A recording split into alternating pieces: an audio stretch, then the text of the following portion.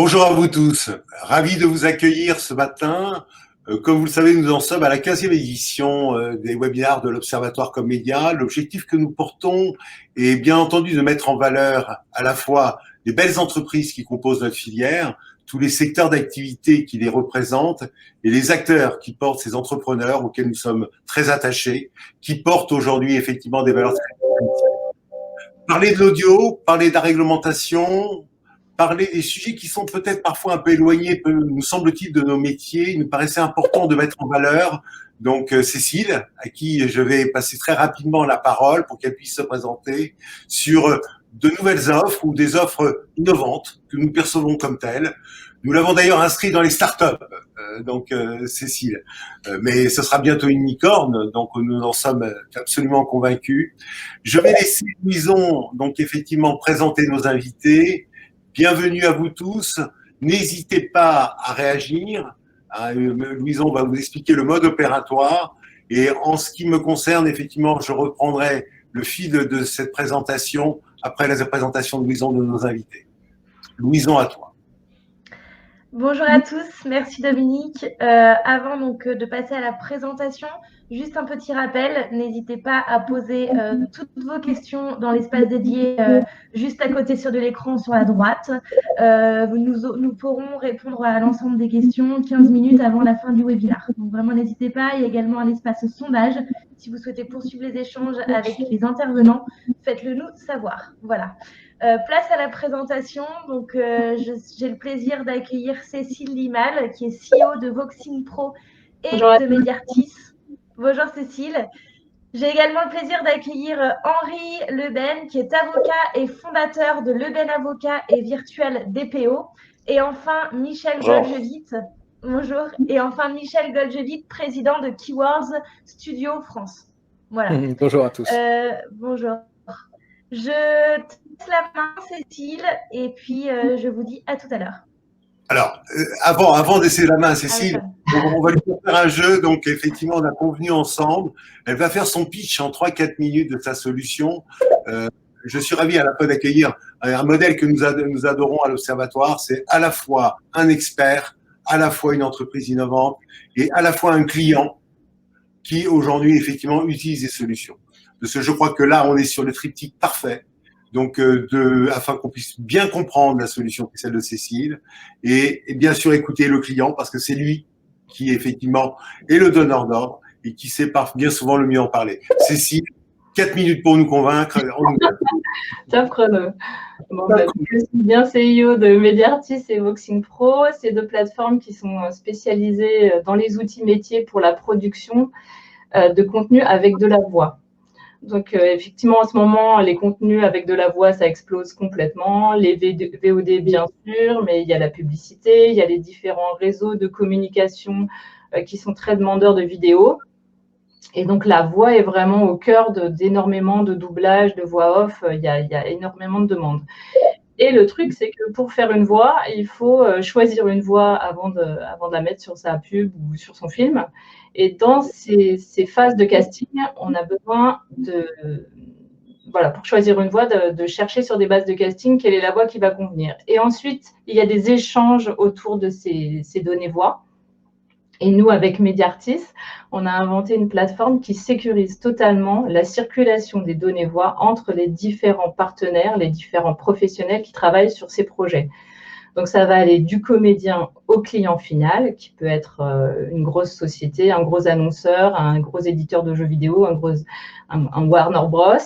Et puis, tous les intermédiaires, il peut y avoir l'agent artistique, le directeur artistique, les studios d'enregistrement, les agences médias, les agences de pub. Donc, nous, on sécurise toute cette circulation de données entre les différents acteurs et on va mettre en conformité les bases de données de casting pour que cet univers dans lequel tout le monde va travailler soit complètement sécurisé et mis en conformité avec le RGPD.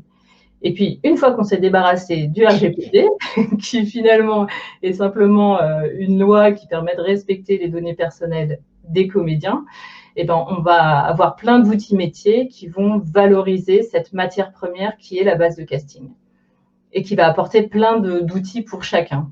Voilà. Est-ce que j'ai fait mes 4 minutes? Oui, tu as fait 10 minutes. Moi, j'aimerais bien qu'on resitue un peu l'écosystème, hein. Donc, de quoi parle-t-on? Quel est l'environnement à quel on adresse? Quelle est la chaîne de la valeur que vous adressez?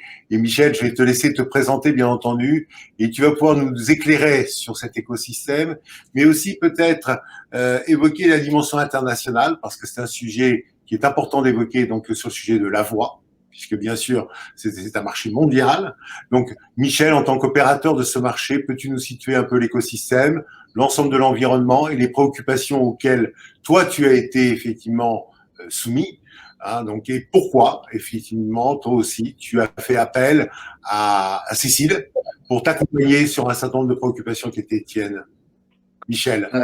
Oui, merci. Effectivement, comme l'a dit Cécile, l'écosystème est extrêmement vaste. C'est-à-dire que autour d'un même projet, quel que soit le contenu, hein, le monde des médias est gigantesque et gargantuesque, même tellement il se développe. Et autour d'un même projet vont intervenir énormément de personnes, du comédien jusqu'au client final, et parfois avec N intermédiaires. Ça peut être l'agent, le directeur artistique, un studio comme le nôtre, un studio multilingue qui peut être au-dessus du nôtre, enfin le nôtre au niveau français, ou un groupe mondial qui est justement le cas de Keywords. Également d'autres intermédiaires comme des groupes médias, il peut y avoir des diffuseurs, il peut y avoir plein de monde, il peut y avoir au final au niveau du client des partenariats, parce que les clients réalisent quelquefois, même très régulièrement, des produits en partenariat avec une marque par exemple qui dispose de personnages de dessins animés, par exemple.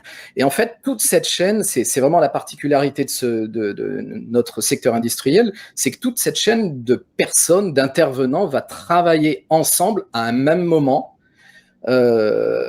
pour enregistrer un média ou simplement pour enregistrer un comédien qui va appuyer un document, quel qu'il soit. Et la difficulté à laquelle on est confronté, c'est qu'en fait, il y a des cas où c'est une production purement nationale, mais très très souvent, les productions deviennent mondiales, sont mondiales. Il y a des intervenants partout dans le monde. J'ai déjà rencontré le cas d'une production que l'on avait envoyée en Angleterre, qui a été finalement, enfin d'un casting, pour parler clairement, d'un casting qui a été envoyé en Angleterre, et la validation s'est faite au Canada et au Brésil. Ne me demandez pas pourquoi, c'est lié à des dimensions géopolitiques des sociétés, et on se retrouve donc à avoir des données qui circulent énormément. Quand on fait un casting, il faut savoir que le casting, c'est 95, enfin c'est de mon point de vue, 95% de la qualité d'un produit repose sur le casting, sur le choix, si le choix de l'acteur, si le choix du talent pour appuyer une campagne est le bon, à ce moment-là, le produit, parlons comme ça, même si c'est de l'artistique, le produit sera réussi et tout le monde sera content. La difficulté à laquelle on est confronté, c'est que entre le comédien et l'ensemble de ses clients, on est obligé de faire circuler ces données, on est obligé de faire circuler ces bases de casting, on est obligé de faire circuler des extraits. Juste pour référence, ma société dispose d'une base de données de plus de 30 000 extraits sonores. Donc, on va choisir des extraits, on va les envoyer à nos clients, ou alors on va demander à des agents de nous fournir des extraits de comédiens, on va demander à nos directeurs artistiques de fournir des extraits. Et le problème de ces bases de casting, c'est qu'effectivement, elles sont stockées dans un coin. Pour tout le monde, tous les studios disposent de bases de casting avec des extraits voix et vont piocher, ce qui est tout à fait normal, c'est un processus normal, ils vont piocher dedans pour les envoyer aux clients finaux. Et avec cette mondialisation d'une part et de la chaîne de commandement ou la chaîne de décision, on se retrouve à être dans le cas où on doit faire circuler des données dans des pays qui ont des législations complètement différentes et les faire valider par des tiers dont on ne peut imaginer le nombre tellement il y en a beaucoup. Donc voilà, notre difficulté, elle est multiple. Elle est évidemment à la fois de trouver des solutions pour gérer ces bases de casting en conformité avec le RGPD, parce que c'est de la data qui dort, de pouvoir les livrer à nos clients sans sans courir de risque. Nous, juridiquement, si le client ou même un membre de la chaîne, de toute cette chaîne, en fait, ces N intermédiaires, à un moment donné, ne gère pas cette data, cette donnée correctement. Et voilà, le défi est celui-là, il est multiple. Et il faut savoir que les castings, c'est quelque chose que l'on utilise tous les jours. C'est vraiment monnaie courante. C'est un élément, c'est une pierre angulaire de la post-production, voire. Oui, de la post-production en général. Alors, concrètement, Michel, dans le cas de Cécile, donc pourquoi as-tu fait appel à Cécile? Quelle a été effectivement la réflexion qui t'a conduit à faire appel à sa solution? Comment s'est-il passé et quel impact et quel effet cela a eu? Tout d'abord, quand le RGPD a été mis en place, mon groupe a fait une analyse du besoin, c'est-à-dire a constaté, c'est les RH, d'ailleurs qui ont constaté que l'existence des bases de casting, parce qu'il y a quelque chose qui est assez rigolo, c'est qu'en fait, l'ensemble des métiers, que ce soit RH, finance, tous les métiers support de création de contenu, ils sont alertes par rapport à la création par rapport à tout ce qui est normes. Mais dans les métiers artistiques, il y a une incohérence quelque part à parler de normes et d'artistique, si tu vois l'idée. Et effectivement, dans les métiers artistiques, les métiers de production, établir une norme est quelque chose d'un peu étranger. Donc en fait, la production en général n'a pas conscience du problème. Là, pour le coup, c'est les RH du groupe qui ont identifié le problème, le DPO du groupe également, et tous ont fait un travail d'analyse du besoin. Ils ont constaté que pour mettre en conformité nos bases de données, rien que par exemple pour Keywords France, sachant on considère en moyenne, il faut 1h15 par comédien par an pour gérer la conformité de la base de casting par rapport à ce comédien. Lui permettre d'accéder à ces données. Enfin, il y a toutes ces choses-là dont d'autres spécialistes ici présents pourront vous parler. Et donc, une société comme la nôtre, ce 1h15 par comédien, quand on a 1300 comédiens, c'est 10 mois hommes de traitement juste pour gérer cette base de données. Donc, quand le groupe a pris connaissance de ce problème, quand le groupe a pris connaissance qu'en fait, quand bien même nous faisions un travail de mise en conformité, nous courions un risque si un des membres de cette chaîne de production à multiples étages ne gérait pas correctement sa conformité aussi. Ils ont cherché des solutions d'automatisation, ils ont étudié le marché et là, ils ont choisi la plateforme Mediartis et c'est là qu'au niveau de Keywords France a commencé le travail de collaboration avec Mediartis. Qu'est-ce que ça nous a apporté? Ça nous a apporté beaucoup de souplesse en fait. Les clients sont très contents de recevoir des castings propres de cette manière-là. Esthétiquement, c'est beau, c'est efficace, c'est ultra simple, mais on leur envoie aussi une image de société responsable, puisque les castings, parce qu'ils les reçoivent par la plateforme, les clients savent que les castings sont conformes. On a également eu d'excellents retours des comédiens. C'était notre grande inquiétude, c'était de savoir si les comédiens allaient rentrer dans le système. C'est une norme comme ça, c'est dur à se l'approprier, mais de la même manière que pour chacun d'entre nous, c'est important de pouvoir dire à un moment donné, quand quelqu'un nous démarche, non, je veux pas que tu me démarches. Pour les comédiens, ils ont constaté qu'en fait, ils pouvaient contrôler leur image de marque et régulièrement, ils nous envoient des demandes de modification, des ajouts en disant « Ah mais tiens, vous avez tel extrait, mais celui-là, en fait, j'ai plus cette voix-là. Ça, c'était la voix que j'avais il y a 20 ans. Maintenant, en plus, par rapport à mon style, c'est plutôt ça. » Et c'est super intéressant pour nous parce que la base de casting devient vivante. Après, dans les éléments qui ont été assez... j'ai envie de dire spectaculaire au cours de ces 2 dernières années, c'est l'évolution du marché. On est passé d'un état ou d'une situation où aucune personne ne parlait du RGPD à une situation où nos clients maintenant nous interrogent sur le RGPD, nous demandent à connaître le travail qui a été fait sur notre recherche de consentement, enfin bon, sur tout ce qui est traitement des données, jusqu'à un client qui, lui, ne voulant pas prendre de risques d'aucune manière, et en fait ne voulant pas se poser de questions, nous a dit non, mais moi je ne veux plus recevoir de casting par mail, mettez en place ce qu'il faut comme solution pour ne pas que j'ai à recevoir des fichiers physiques. Et voilà, ça fait partie des accélérateurs que l'on a pu constater au niveau du groupe en l'espace des 12 derniers mois. Henri, alors merci Michel. Henri, donc aujourd'hui la réglementation effectivement a beaucoup évolué, donc a marqué effectivement un moment d'un peu de torpeur et d'inquiétude donc dans la mise en place de cette réglementation. Ça, c'est ma première question. Comment toi tu l'as adressé, comment tu as accompagné? Je crois que tu as accompagné également Cécile Nimal dans l'expression du besoin, tout au moins la réglementation qui est celle que toi tu mets en œuvre. Ça, c'est la première question. Et deuxième question, sur la dimension internationale qu'évoquait Michel, qu'en est-il, puisque le RGPD, à ma connaissance, n'est pas mondial? Alors, le RGPD n'est pas mondial, mais il est source d'inspiration pour beaucoup d'États. Alors, sur la première question, comment est-ce que les accompagnements sont faits? En réalité, le RGPD date de 2016. Donc, on a laissé 2 ans aux sociétés pour se mettre en conformité. Il y a des sociétés qui ont joué le jeu, puis il y en a d'autres qui ont attendu un petit peu le dernier moment pour commencer à se mettre en conformité.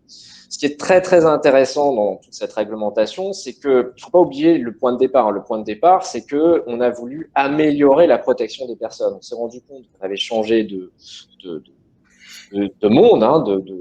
Aujourd'hui, on a des technologies qui sont extrêmement intrusives et qui permettent en même temps des choses tout à fait formidables, mais avec le risque d'atteinte à la vie privée et le risque de détournement des données. On s'est rendu compte que c'était pas neutre. Donc, pour ça, on a voulu redonner aux personnes concernées, c'est-à-dire aux personnes dont on traite les données, on a voulu leur redonner le contrôle sur leurs données. Et un des mécanismes, ça a été de dire attention, à partir de maintenant, il y a une solidarité qui s'installe entre, d'une part, la société qui a besoin des données et puis le prestataire à laquelle la société fait appel pour pouvoir gérer les données. Et cette idée de rendre co-solidaire, si vous voulez, de rendre solidaire d'un côté le sous-traitant et de l'autre côté ce qu'on appelle le responsable de traitement, c'est quelque chose de tout à fait nouveau. Et l'idée est un peu venue par le constat que ceux qui traitaient les données et ceux qui étaient sous-traitants étaient très souvent de très, très grosses sociétés. On parle de Microsoft, on parle d'Amazon, etc. Et le RGPD a été conçu à la base pour ces sociétés. Sauf que, évidemment, le texte ne dit pas, s'agissant des grosses sociétés, on va imposer telle et telle obligation. Le texte fonctionne autour de grands concepts, et ces concepts s'appliquent à tout le monde, y compris aux sociétés moins importantes, mais qui sont amenées à traiter des données souvent de manière extrêmement nombreuse. Alors, dans le cas de Mediartis, l'idée était de dire, on a des données auxquelles on ne pense pas forcément, qui sont les données voix. Pourquoi est-ce qu'on n'y pense pas forcément? Parce que on est dans un domaine où le premier réflexe juridique, c'est de penser à la cession de droit, tout ce qui est artiste-interprète. Ce qu'on va régler dans le contrat, c'est s'assurer que l'artiste a bien cédé ses droits sur son interprétation ou sur sa voix lorsque c'est un acteur voix. Et puis, on laisse de côté un petit peu la partie RGPD s'agissant de la voix, vraisemblablement, en plus de ça, est une donnée biométrique, parce que c'est un réflexe auquel on n'a pas forcément. Et donc, le challenge de Mediartis a été de dire, on va essayer de créer un outil qui permet de gérer les castings, mais on veut que cet outil, dès le départ, soit conforme avec le RGPD et que lorsque les clients de Mediartis passent par Mediartis pour gérer leur base de données, ils soient assurés que non seulement il y a la partie gestion des droits qui soit prise en charge, mais également la partie RGPD. Donc c'était une démarche tout à fait novatrice et si on regarde d'ailleurs, et pas à ma connaissance, il n'y a pas beaucoup de sociétés qui proposent ce type de service. J'en connais pas d'autres d'ailleurs personnellement. Donc ça c'est une première chose. Et cette idée qu'il faut appliquer le RGPD partout, ça commence à prendre corps. Effectivement, comme le soulignait Michel, il y a une culture aujourd'hui qui se répand. Alors on a encore le réflexe qui est de dire oui, mais les risques présentés par le RGPD, c'est finalement pas très important parce que ça concerne surtout les grosses sociétés. Ça a été vrai au début, surtout qu'il y avait une volonté pédagogique des autorités de contrôle, en particulier de la CNIL. C'est plus vrai aujourd'hui, en décembre, ne serait-ce qu'en décembre, vous avez eu 3 sanctions contre, d'une part, une société de 2 salariés et contre 2 malheureux médecins qui n'avaient pas correctement sécurisé leurs données. Ils ont pris respectivement 3 000 et 6 000 euros d'amende. C'est pas des montants absolument astronomiques. Mais à côté de ça, il y a le fait d'être un peu mis sur la place publique et d'avoir une mauvaise publicité, ce qui pour une société peut être absolument catastrophique. Donc aujourd'hui, le RGPD, je pense, tout le monde sait ce que c'est. Beaucoup de personnes s'en préoccupent, pas tout le monde encore, mais il faut que désormais tout le monde prenne conscience que c'est une donnée avec laquelle on doit compter, sur laquelle on doit compter, et que on peut plus faire abstraction de l'existence de cette réglementation. Ça, c'était sur la première question. Sur le côté international, ce qui est très intéressant aujourd'hui, c'est qu'on pense qu'il y a à travers le monde aujourd'hui des réglementations qui visent à protéger les données. avec des approches un petit peu différentes. Par exemple, en Californie, qui est donc un État qui a mis en place une réglementation spécifique pour la protection des données personnelles, la philosophie est tout à fait différente. On est plus dans une philosophie qui rappelle un petit peu le droit de la consommation qu'on connaît en France. L'idée, c'est de protéger le consommateur, et on protège le consommateur, donc on protège ses données. Mais si on n'est plus un consommateur, la protection des données est tout à fait différente. Donc ça, c'est sur le volet californien.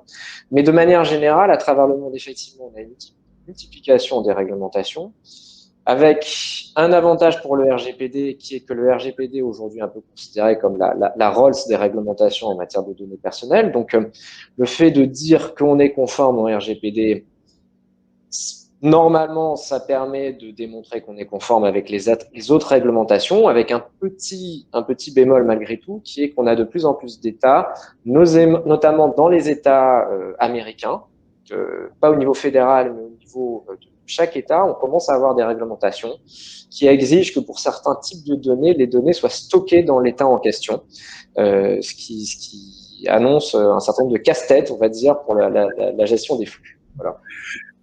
Cécile, alors effectivement, est-ce que tu peux nous raconter un peu ton rôle d'entrepreneur? Tu as imaginé, pourquoi tu imaginais donc cette dimension, la voix? Pourquoi une technologie?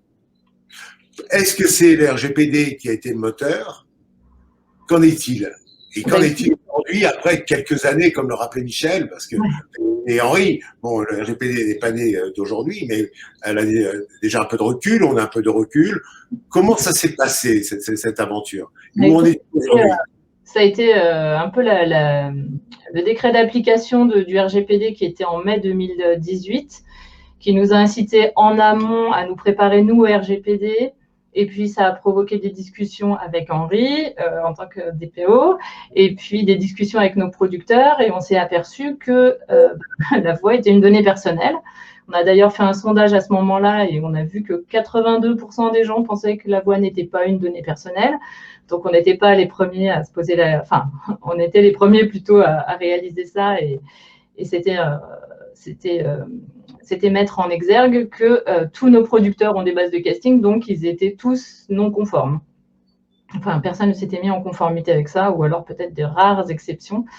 Et donc on s'est dit, on va créer une solution qui va leur permettre de gérer ces bases de casting, mais finalement, plutôt que de gérer juste la base de casting, de faire une solution pour la base de casting du producteur, on va plutôt faire une solution pour tout l'écosystème. Donc, on ne va pas seulement chercher le consentement de la base de casting, on va offrir aux comédiens vraiment des solutions pour dire quelles sont les modifications à faire, qu'est-ce qui lui convient, qu'est-ce qui ne lui convient pas. Et puis, on va partager en streaming aux clients. Comme ça, on sécurise, on fait la mise en conformité du producteur, on le sécurise, mais on sécurise son client. Et puis, on donne tous les droits aux comédiens qu'il doit avoir dans le RGPD, qui sont inscrits dans le RGPD. Mais quelque part, c'est vertueux parce qu'on lui donne le pouvoir d'avoir une action sur son image de marque. Et donc, le bénéfice, c'est que c'est le producteur qui a une base de données, au lieu qu'elle soit dormante, au lieu qu'elle soit de qualité moindre au fur et à mesure du temps, au contraire, elle est de plus en plus de qualité. Et voilà. Et je pense que notre originalité, c'est qu'on a vraiment créé le produit sur le concept du RGPD. En général, beaucoup de logiciels de CRM, etc., leur problème, c'est que le RGPD a été, j'allais dire, enfoncé avec un marteau dans la plateforme a posteriori. Tandis que là, comme ça a été vraiment créé sur ce concept, en fait, voilà, tout est automatisé et c'est un gain de temps énorme. Et c'est vraiment, voilà, on se débarrasse du problème du RGPD et ça devient des outils métiers intéressants de casting, de partage, voilà, d'amélioration de la base de casting, etc. Ah, on t'entend pas. Quel est le moteur pour effectivement accélérer donc l'action commerciale, puisque vous n'êtes pas très nombreux, sinon peu, sinon pas, à apporter une solution telle que la tienne. Donc, est-ce qu'il faut beaucoup acculturer, faut comment sensibiliser? On a fait un gros, ouais. Donc la démarche pour que en fait chacun puisse prendre conscience que des solutions telles que les tiennes sont absolument indispensables. C'est quoi je dirais, on a fait déjà l'acculturation de tes cibles? Excuse-moi. Bah oui, c'est de prendre conscience que ces bases de casting sont soumises au RGPD. Donc ça, c'était vraiment un gros travail qu'on a fait pendant presque 2 ans là, qui porte ses fruits heureusement. Mais et c'est aussi transformer la vision du RGPD en se disant c'est pas juste une corvée, c'est pas juste une espèce de loi un peu de loin de nous et si on ferme les yeux on la verra plus et peut-être que ça va nous passer à côté. Mais c'est au contraire de se dire, de toute façon, les appels d'offres vont de plus en plus intégrer le fait vous êtes bien conforme au RGPD. Les grands groupes sont les plus susceptibles de se faire contrôler, donc il faut tenir compte de ça et informer. Enfin voilà, le sous-traitant a un devoir de conseil et d'assistance envers son client. Donc ça veut dire que même si les grands groupes n'ont pas réalisé encore qu'il y avait ces bases de casting, le sous-traitant, lui, doit être là pour dire, vous savez, je suis conforme et les bases de casting, chez moi, c'est bien fait. Donc on a tout un travail comme ça sur l'international qui voilà, un gain de temps, c'est aussi un outil collaboratif, donc ça peut gagner aussi du temps et de l'argent. C'est une transformation en fait qui est positive si on veut bien la voir en fait. Mais alors, qui est ton client, en fait, réellement? Est-ce que c'est l'annonceur, c'est le producteur? Qui est ton client? Mon client, c'est… Disons qu'il y a une différence entre le client et le bénéficiaire. On va dire que le client, c'est celui qui a les bases de casting. Donc, c'est vraiment celui qui fait le studio, celui qui fait de la post-production voix, peut-être une agence média qui a son interne. Mais il y a aussi des grosses sociétés qui ont de la publicité et qui font ça dans leur studio interne. Donc, ça peut être aussi des studios internes. Mais… les bénéficiaires, par contre, c'est tout l'écosystème parce que c'est bien sûr ces studios ou ces grands groupes qui ont aussi des bases de casting comme le groupe de Michel, mais c'est également le client qui lui va recevoir des castings en streaming, élégants, faciles à valider et dont il est sûr qu'ils sont conformes, donc une crainte de moins. Et puis, ça va être aussi… les comédiens, parce que voilà, je l'ai déjà décrit, et puis évidemment le producteur qui lui a un outil, des assets centralisés, améliorés, sur lequel il peut faire des castings, sur lequel il peut interagir avec des droits différents. Enfin voilà. Alors, je me tourne vers Michel. Michel, l'annonceur, la marque, donc elle exige systématiquement l'application de cette réglementation. Donc, quelque part, maintenant, c'est un schéma incontournable de l'application du dispositif. Est-ce bien ça? Légalement, c'est incontournable. Après, comme le disaient Henri et Cécile, ce n'est pas encore rentré dans les mœurs partout. Par contre, il y a une grande tendance en ce moment pour que, effectivement, de la part de l'ensemble des marques, à vouloir se rendre conforme et vouloir contrôler la conformité de ses sous-traitants. Oui, c'est ça. Ouais. C'est une tendance. C'est pas une réalité. J'ai l'impression qu'on est plus sur 5% du marché que 100% du marché. Et encore, je suis probablement très optimiste.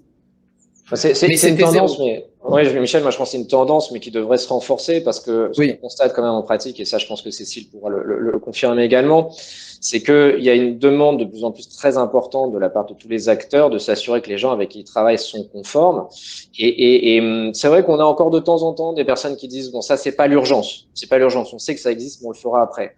Sauf que si elles veulent faire une opération sur capital, une opération d'acquisition, ou au contraire essayer de faire entrer des fonds, à partir d'aujourd'hui, depuis quelque temps, c'est quelque chose qu'on leur demande. Ils vont se faire auditer notamment sur la partie RGPD, ça c'est très intéressant.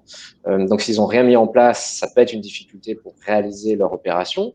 Et puis il y a cette histoire que tu citais tout à l'heure, Michel, hein, du client qui voulait pas recevoir les bases de casting si elles étaient transférées sans sécurité réelle. Il y a des sociétés qui aujourd'hui exigent que leurs sous-traitants soient en conformité, même si c'est des petits sous-traitants, et donc on doit montrer patte blanche alors même qu'on est une petite société. D'ailleurs, c'est ce qui m'avait beaucoup impressionné quand on avait commencé à travailler ensemble, Henri, c'était qu'une des premières questions que tu m'as posées pour me mettre en conformité, c'était la conformité de mes sous-traitants.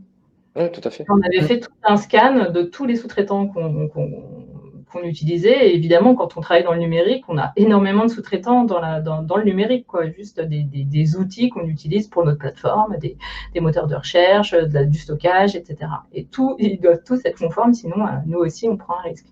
Exactement. Alors, Henri, aujourd'hui, le RGPD, bon, on est quand même une filière, la filière donc effectivement de la communication dont vous faites partie. Donc, on est plutôt des TPE, PME, donc dans une très grande majorité.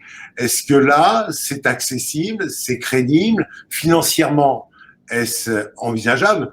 Alors, je vais pas dire que tu es cher, hein, je sais pas, oui, un avocat n'est pas toujours très cher, mais pour autant, comment les choses se passent dans la vraie vie, là encore, au niveau des TPE, PME, qui elles-mêmes ont été quand même très angoissées et très stressées par cette réglementation.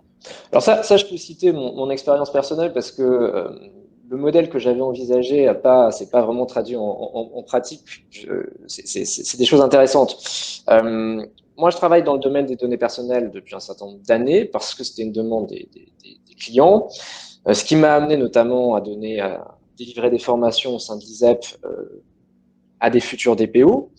Et avec leur retour de questions, je m'étais dit que j'allais créer une société, donc la société virtuelle DPO, qui permettrait de faire des mises en conformité à distance.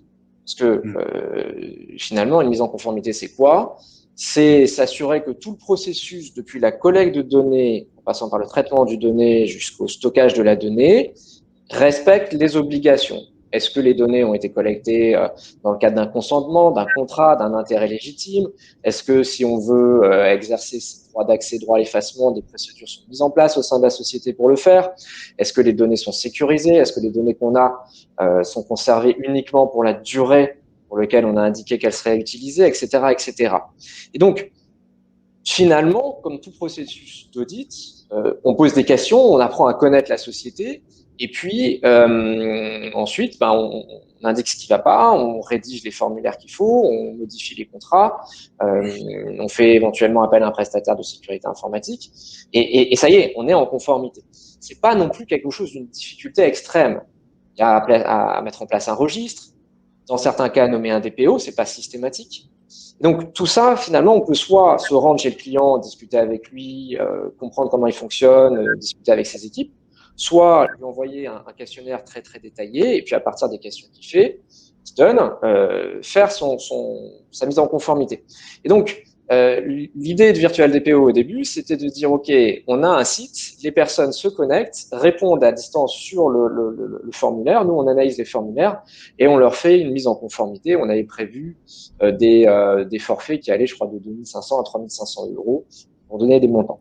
Et c'est des formules qui n'ont pas rencontré de succès, parce que les TPE, puisqu'on travaille avec beaucoup de TPE, souhaitaient payer davantage, mais avec l'idée qu'on se déplace directement dans leurs locaux et qu'on passe du temps dans leurs locaux. Il y avait une vraie crainte, on va dire, une vraie volonté d'être absolument exhaustif et de pouvoir échanger sur place. Donc, finalement, c'est les formules qui ont été faites, qui ont été favorisées. On a fait je pense à aujourd'hui une cinquantaine de mises en conformité.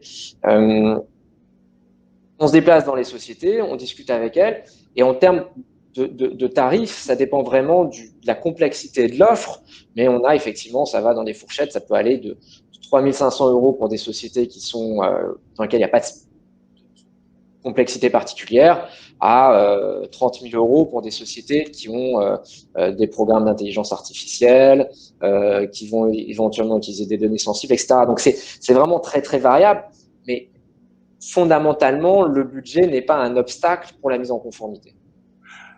Cécile, le modèle économique de ton entreprise, quel est-il?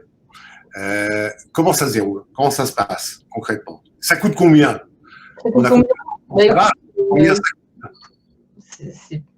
Ça n'a rien de terrifiant. Ça coûte d'une centaine d'euros à quelques centaines d'euros par mois, suivant le nombre de contacts, donc le nombre de comédiens qu'on a. Après, le nombre de médias, c'est illimité en fonction du nombre de contacts. Et c'est le producteur qui fait le travail. C'est lui qui va téléverser, comme dit Henri, ces données sur le site. Il va le téléverser. Peut-être que Paul peut nous partager du coup juste le petit schéma. C'est peut-être un petit peu plus concret. Donc, il va y avoir une partie, toutes les données des comédiens vont être dans une liste. Donc, ça va permettre d'avoir toutes leurs données. Voilà. Donc, ce qu'on appelle le CRM, c'est vraiment nom, prénom, adresse postale, email, la langue, l'accent, des tags, des notes, voilà, tout ce qui va être des données sur le comédien. Et puis ensuite, pour chaque comédien, il y a des extraits audio. Donc, on a une grande base d'extraits audio qui va être, donc pareil, téléversée par le producteur. Et sur cette base, il va y avoir tout le travail de consentement qui va être fait. Il va y avoir des statuts clairs qui vont être mis. Ce comédien a donné sa validation, a donné son consentement. Ce comédien est en cours de modification. Il a demandé des modifications sur ses extraits, etc. Et on va voir quels extraits sont conformes. On reçu vraiment toute la mise en conformité et le consentement du comédien. Et sur ces extraits, on peut faire des castings qu'on va partager en streaming aux clients, voilà, à droite. Et puis, d'un autre côté, voilà, il y a le comédien, lui, il va avoir uniquement accès à ses données, évidemment pas aux tags et pas aux notes du producteur, mais à toutes ces données, il va pouvoir dire, voilà, ça me convient pas, je veux qu'on les supprime, je veux qu'on les modifie, je veux qu'on en ajoute, je veux qu'on en enlève. Et voilà. Et tout ça, c'est dans un cloud sécurisé, avec des accès sécurisés. Et ça permet une super interaction entre toutes ces parties. Merci Cécile. Alors moi j'ai une petite question, Henri. Les questions sont un petit peu timides ce matin, mais moi j'en ai une. Tout à l'heure tu indiquais qu'effectivement le DPO n'était pas systématique. Peux-tu nous dire justement quelles sont les entreprises pour lesquelles c'est systématique et pour celles qui ne le sont pas pour le coup? Alors, c'est un peu une règle par défaut, c'est-à-dire que normalement, il n'y a pas l'obligation d'avoir un délégué à la protection des données, sauf lorsque les traitements qu'on met en place nécessitent un suivi à grande échelle des données collectées. Alors, suivi à grande échelle des données collectées, c'est assez vague comme critère. Donc, l'usage, c'est de dire que lorsque on est amené à traiter des bases de données très importantes, on nomme un DPO. Ça, c'est le premier cas. Le second cas, c'est lorsque on traite des données dites sensibles, par exemple des données d'opinion, des données de santé, et c'est là où ça concerne directement notre sujet, des données biométriques. Alors, la voix est vraisemblablement une donnée biométrique, c'est-à-dire que la CNIL a été amenée à s'interroger sur le mécanisme des assistants intelligents. Et dans le cadre des mécanismes des assistants intelligents, notamment avec des reconnaissances vocales ou des fonctions qui peuvent être débloquées sur certaines interfaces avec la reconnaissance de la voix, la CNIL a estimé que la voix était une donnée de biométrie. Et donc, à partir du moment où on traite des données de biométrie comme la voix, on a l'obligation de nommer un DPO. Ce qui est intéressant, c'est qu'à mon avis, dans le cadre de la réflexion de la CNIL, à aucun moment la CNIL s'est demandé est-ce que les sociétés qui ont des extraits audio doivent nommer un DPO. J'aurais tendance intuitivement à penser que lorsque on se contente, entre guillemets, de collecter une donnée voix, parce que c'est la voix des pour les castings, et qu'on n'en fait rien d'autre, je ne suis pas certain que cette utilisation-là serait considérée comme une utilisation de données de biométrie et nécessiterait un DPO. Mais pour l'instant, aujourd'hui, la position officielle de la CNIL, qui a réfléchi dans le cadre des assistants intelligents, c'est de dire la voix est une donnée de biométrie, et donc, si on collecte de la voix, on a l'obligation d'avoir un DPO. Et dernier élément, il y a des sociétés qui n'ont pas l'obligation d'avoir un DPO, et qui font le choix de désigner un DPO parce que c'est un gage de sérieux vis-à-vis de leurs interlocuteurs. Et puis, quelque part, le DPO, il connaît le sujet. Et c'est là où, souvent, moi, je suis co-déléguée aux applications numériques à la FICAM. Et dans nos discussions, on voit bien que des gens qui n'ont pas nommé de DPO, alors on leur a dit, tu sais, il faut choisir quelqu'un chez toi qui va gérer ça. Et en fait, oui, ils ne savent pas ce que c'est, ils ne savent pas. Donc, tant quelque part, on n'a pas demandé à un DPO ou au moins un avocat un conseil, est-ce que je suis soumis au RGPD ou c'est quelles données qui sont soumises, qu'est-ce qui se passe? En fait, on ne sait pas. Donc, l'avantage d'avoir un DPO externe, et c'est vrai que nous, on avait fait ce choix-là, c'est qu'on savait qu'on avait un professionnel qui savait de quoi il parlait, qui allait tout de suite aller droit au but sur quelles étaient les données concernées, quels étaient les traitements concernés, qu'est-ce qu'il fallait regarder en fait en interne pour régler ce problème du RGPD. Aujourd'hui, quel est le potentiel marché qui est le tien, Cécile, tenant compte de la situation actuelle, je dirais de la mise en application en conformité, et c'est quoi le marché? C'est un marché mondial? C'est un marché mondial? C'est un marché mondial énorme, énorme, parce que les contenus on voit que ça explose complètement. Oui. Il n'y a pas une pub sur n'importe quel réseau social, story ou autre marché qui ne soit pas un contenu vidéo. C'est fini les images, ça ne parle plus à personne. Donc, même dans la rue, on voit des vidéos. Maintenant, dans le métro, il y a des vidéos. Partout, il y a des vidéos. Donc, le contenu, alors, remarquez, dans le métro, il n'y a pas de voix. Mais le contenu vidéo, il explose. Donc, le contenu, l'utilisation de la voix explose. Il y a aussi, voilà, tous les risques de deepfake et de gens qui se font arnaquer avec des fausses voix, la voix de synthèse qui arrive. Donc, les données voix, c'est vraiment un sujet pointu pour le monde entier. Tout le monde utilise des voix. La localisation des contenus, elle existe de plus en plus partout. Là, j'ai entendu, par exemple, en Afrique, il y a une explosion du nombre de smartphones. Donc, il y a une explosion du nombre de contenus qui sont accessibles en Afrique. Donc, il y a une explosion du doublage dans des langues africaines natives. Donc, ce contenu, ce marché de la voix, il est énorme. Et évidemment, les assistants vocaux, c'est pareil, quoi. C'est un nouveau créneau de publicité aussi qui va être utilisé. Les podcasts, le e-learning, les films institutionnels en interne, en externe. Enfin, voilà, il y a énormément de secteurs, le jeu vidéo, l'animation. Alors, Michel, aujourd'hui, toi qui as une vision internationale, donc comment tu vois effectivement le développement des solutions telles que celle de Cécile sur un territoire qui se veut pas être national mais international? Est-ce que c'est pas à des groupes comme les tiens d'accompagner donc des jeunes pousses comme celle de Cécile pour pouvoir leur permettre effectivement de grandir donc avec sa solution sur le territoire international? C'est le cas, hein, et je pense que tout ce que l'on a dit là depuis tout à l'heure, c'est que tout le monde est concerné.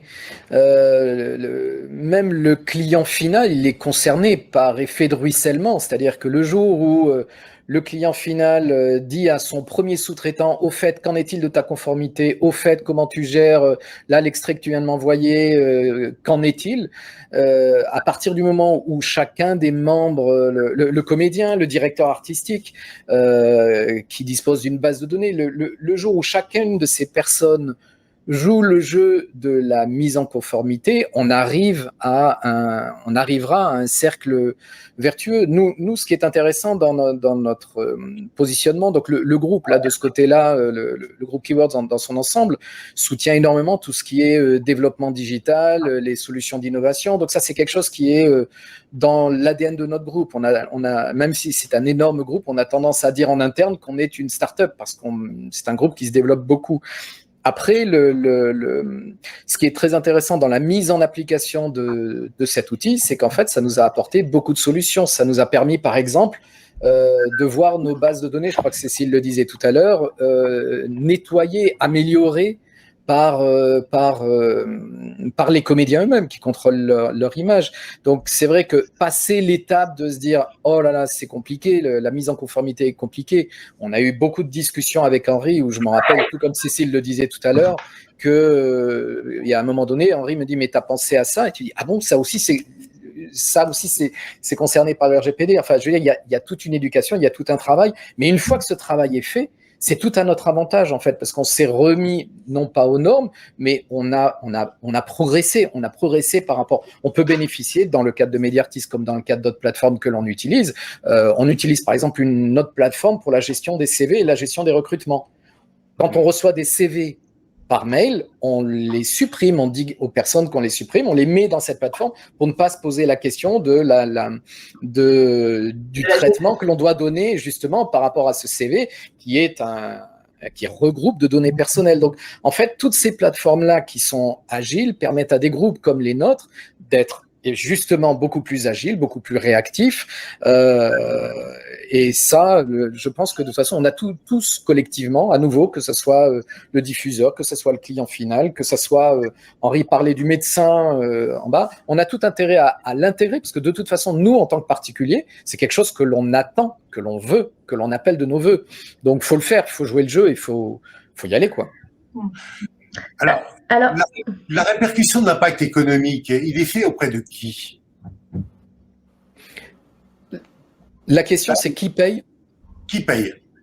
Alors, dans le cas présent, c'est ma société qui paye l'usage de Mediartis, puisque c'est nous qui disposons d'une base de données et on demande à Mediartis de nous faire gagner, comme je disais tout à l'heure, 1h15 par comédien en moyenne. Donc, en fait, le gros du travail, il est ici. Donc, c'est nous qui payons cette solution qui coûte, voilà, ce qu'a dit Cécile tout à l'heure. Après, nos clients bénéficient de la solution. Ça leur coûte rien. Ils peuvent juste, enfin jusqu'à présent en tout cas à ma connaissance, mais ils bénéficient juste de l'avantage de recevoir les éléments que l'on a nous préparés. Et ce qui est normal, le gros du travail est fait chez nous en fait. D'accord. Louison, tu as une question? Alors moi j'ai envie de vous poser une question à tous les trois finalement. Quels sont les avantages importants de se mettre en conformité? Si vous aviez quelques avantages à nous donner tous sur cette mise en conformité. Travailler sa réputation, rassurer ses clients. J'avais fait une longue liste. Attends, où est-ce qu'elle est la longue liste? Voilà, dans la concurrence, c'est un atout clair. C'est respectueux vis-à-vis des comédiens, donc c'est aussi une image de marque vis-à-vis de ces artistes.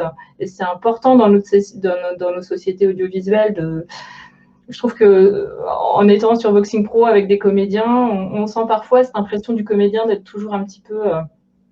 Des fois, on les trouve casse-pieds, mais en même temps, voilà, ils sont toujours un peu en attente. Et tout d'un coup, là, ils ont la capacité d'agir. C'est génial, quoi. Donc, ils sont super contents. Donc, il y a vraiment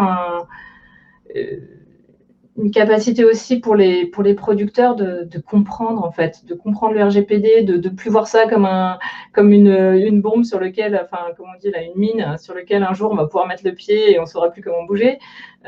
Voilà, on démine quoi, on démine, on automatise, on met des bornes et on dit voilà, si vous êtes ici, vous inquiétez pas, tout va gérer quoi, tout va être géré, vous êtes en sécurité, vos clients aussi, c'est génial.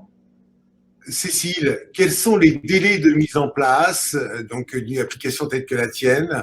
Globalement, qu'est-ce que tu observes et comment cette politique d'accompagnement auprès de ton client s'opère?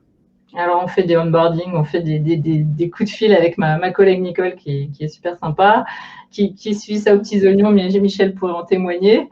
Je pense qu'il y a un petit travail déjà en interne pour essayer de rassembler tous ces assets, toutes ces données de voix et toutes les données des comédiens. Donc ça, c'est le travail du producteur. Puis après, télécharger sur le site, ça se fait je ne veux pas dire en 3 clics, mais si, c'est ça, en fait. Voilà, un copier-coller et hop là. Voilà. Et ensuite, c'est des workflows automatiques qui gèrent le consentement. Donc, il n'y a rien à faire. Il n'y a plus qu'à faire des castings. Si tu avais un vœu pour pouvoir accélérer le mouvement de développement de ton entreprise, tu nous as fait part en préparation que tu avais connu une très jolie croissance au cours de l'année 2020 et on est très heureux de voir des entreprises telles que les tiennes qui vivent une croissance. Ce serait quoi? Moi, j'aurais tendance mais alors, finalement, c'est Dominique Scalia qui m'a donné cette idée. Et souvent, j'ai entendu des réunions avec toi et à chaque fois qu'il se passe des choses dans ma vie d'entrepreneuse, j'ai des tilts comme ça qui reviennent. Et c'est vraiment la capacité des grands groupes d'être agiles et de pouvoir choisir des solutions comme les nôtres sans que ça prenne 1 an et demi. Parce que voilà, on n'a pas la même économie qu'un grand groupe. Et ça, je sais que tu le dis tout le temps, donc je ne fais que faire du copier-coller Dominique Scalia. Mais les grands groupes ont le temps de réfléchir, ont le temps de demander des validations à X personnes. Sauf que nous, notre temps d'action, il est de 2-3 mois, quoi. On n'a pas des assises comme ça formidables. Donc, c'est vraiment s'ouvrir à l'innovation et pas toujours se dire avec méfiance, oh là là, qu'est-ce que c'est que ce truc? Est-ce que tu crois que c'est sérieux? Mais vraiment plonger dans le truc pour aller voir ce que c'est. Et voilà, quitte à pourquoi pas téléphoner à un client qui est déjà sur la plateforme en disant ouais, alors vraiment c'est bien, c'est peut-être ça qu'il faudrait faire d'ailleurs. Michel serait le premier. Donc nous avons un rôle, donc nous avons un rôle important donc pour diffuser cette information auprès des grandes marques et des grands annonceurs. Certains sont ici présents ce matin, donc effectivement être le porte-parole, mais aussi auprès des organisations qui elles-mêmes fédèrent donc les annonceurs pour leur faire comprendre que bon voilà, faut aller un peu plus vite qui est plutôt par rapport au rythme qui est celui aujourd'hui des grands groupes où les délais de décision sont beaucoup trop longs. Parce que c'est eux en fait qui vont être le moteur de l'accélération. Michel, est-ce que c'est bien ça? Est-ce que je me trompe? Non, c'est très très bien résumé. C'est très bien résumé. Et tout à l'heure, tu posais la question de savoir quels sont les avantages du RGPD. Je pense que Henri aussi pouvait apporter des éléments là-dessus. Mais nous, on a bien vu que en fait, il y a une marche à l'entrée qui est complexe. Mais à nouveau, une fois qu'on a monté la marche, le sol est droit et tout se passe bien. Et effectivement, nous, par rapport à l'équipe, ça nous simplifie beaucoup de choses. C'est le gros avantage d'une manière générale. Je ne parle pas seulement de Mediartis, ça nous a simplifié plein de choses. Ça nous a aidé à nous structurer à plein de niveaux. Ça nous a permis de construire aussi une image et puis dans le cadre de Mediartis, ça nous a apporté des solutions qui étaient totalement impossibles jusqu'à présent et qui font gagner du temps, qui nous permettent, et le temps en général, qu'est-ce qu'on en fait? Soit il sert au service de la qualité, soit il sert à un moment donné à réduire des coûts. Donc en fait, tout le monde est gagnant. Et là, dans le cadre de Mediartis, par exemple, la base de données est centralisée. Tout est à un endroit et elle vit sa vie, en fait, cette base de données. Donc c'est vrai que ça nous permet, nous, de nous concentrer sur le besoin premier, qui est de dire mon client a besoin d'une voix. Il a besoin de trouver le bon talent, le comédien avec du talent pour sa campagne, pour son doublage, etc. Et on s'affranchit de tout ce qui est contrainte technique. Ça fait partie des gros avantages en général quand on centralise ça, quand on structure les données. Oui, puis si je peux me permettre de rajouter, avant même de parler d'avantages, d'abord c'est obligatoire. Donc, oui, exactement. D'abord, c'est obligatoire. Donc, on n'a pas le choix. Après, effectivement, l'avantage, le premier avantage, c'est que ça permet de savoir quelles sont les données qui transitent par sa société. Et ça, je me rappelle des premiers audits qu'on faisait. Les gens disaient, bon, on n'a pas tellement de données chez nous. On a très, très peu de données. On a ça, ça et ça. Après, on parlait avec l'équipe informatique et on se rendait compte, notamment au niveau des cookies, qu'ils utilisaient des traceurs dans tous les sens, qu'ils avaient énormément de prestataires et de solutions qu'ils mettaient en place pour pouvoir traiter leurs demandes. Et entre le début de l'audit et la fin de l'audit, on se rendait compte qu'en réalité, il y avait des milliers et des milliers de données qui se baladaient partout dans la société. Le savoir et retrouver la maîtrise de ces données, ça, c'est quelque chose, je pense, de très, très utile pour tout le monde. Ouais.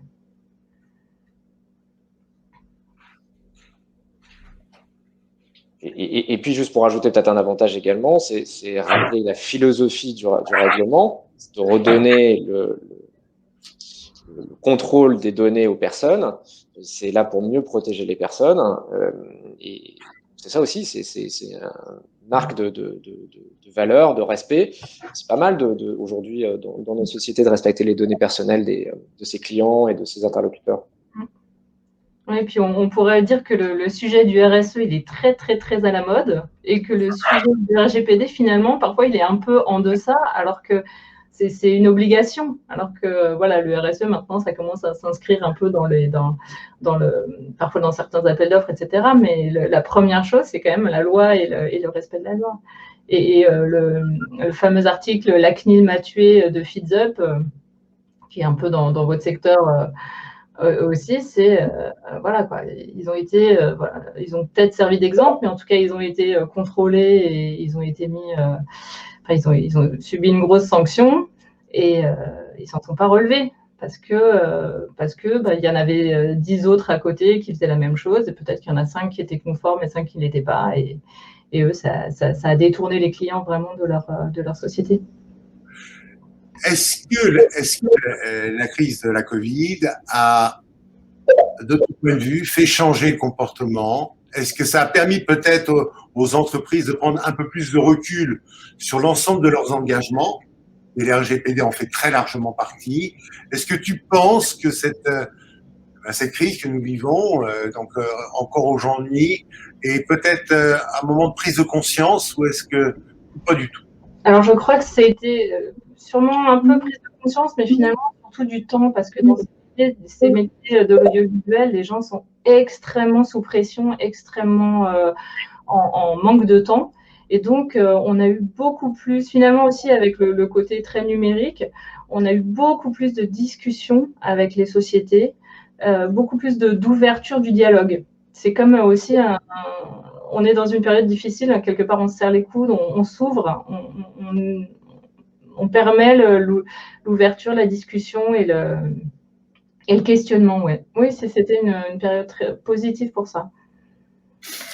On arrive, pardon, excuse-moi Cécile, juste malheureusement on arrive à la fin de ce webinaire, donc je vais vous laisser tous conclure ou donner en tout cas le mot de la fin pour cette heure-là en tout cas.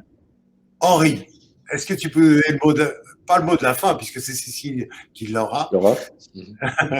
Henri, voilà. En conclusion, qu'est-ce que tu peux en dire? Et le pitch en 10 secondes pour dire voilà pourquoi il faut basculer.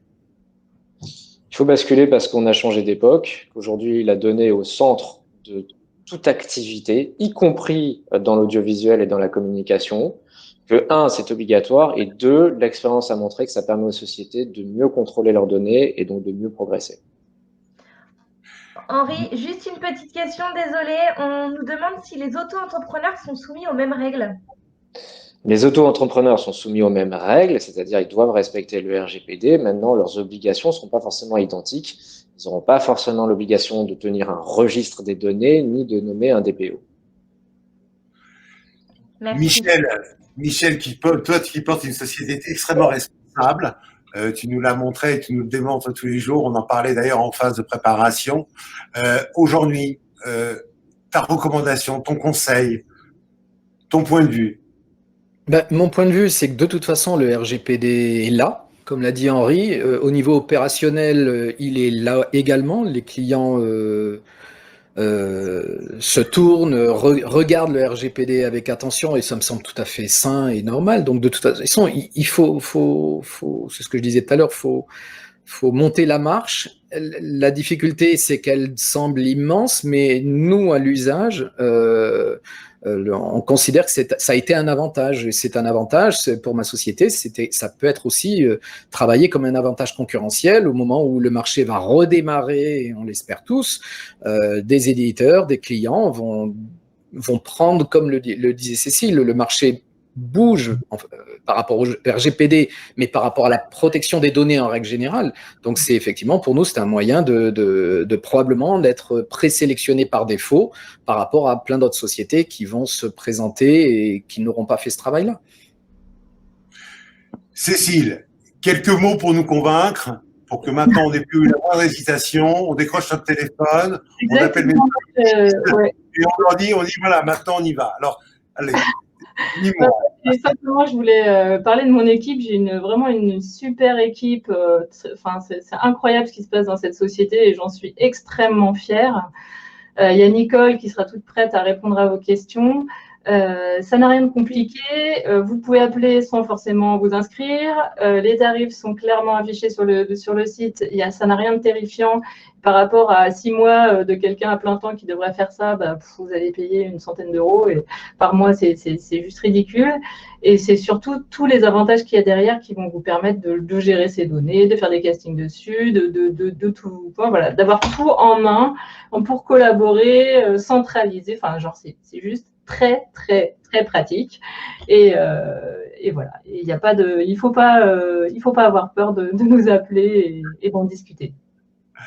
Bien, écoutez, merci Louison. Donc, merci à vous tous. Je crois que c'est important de découvrir également des secteurs d'activité tels que ceux que vous portez, les valeurs que vous portez. Et je sais que tous les trois ici réunis, vous portez beaucoup de valeurs et de compétences et de savoir. Je pense qu'il est important pour nous, à l'Observatoire, de voir qu'on a encore beaucoup de travail à produire pour sensibiliser les grandes marques et les grands annonceurs à toutes ces préoccupations-là qui leur paraître peut-être un peu loin. Il faut qu'on le rapproche de la réalité. Je pense qu'on a un gros travail ici à faire et à faire valoir toute la valeur distinctive qui est celle de vos entreprises.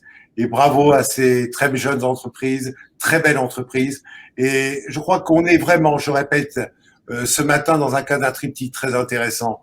L'expert, le client qui est bienveillant vis-à-vis de sa start-up, je dirais prestataire, et une start-up qui montre toute la valeur qu'elle s'est développée, toute la valeur qu'elle s'est développée. Et je pense il faut qu'on continue à vous aider, chère Cécile. Et Michel, on va faire appel à toi pour que tu sois également le porte-parole, que je ne sois pas le seul à dire aux annonceurs, allez, réveillez-vous. Mais aussi, merci à vous, avec merci. plaisir. Merci beaucoup. Merci à tous. À bientôt. Au revoir.